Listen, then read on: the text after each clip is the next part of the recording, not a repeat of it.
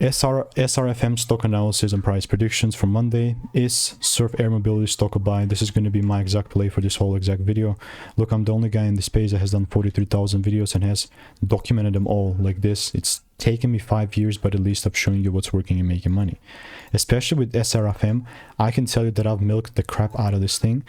You might not even believe me, but guess who has video demonstration proof to back up my claim?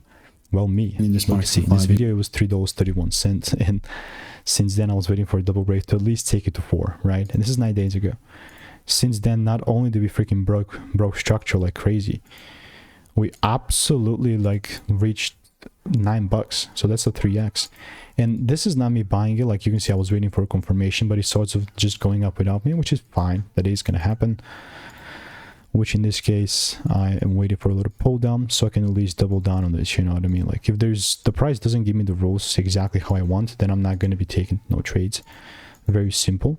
And if you want to stay tuned with SRFM and want to get free money making emails and insights, click the first link in the description. It's free.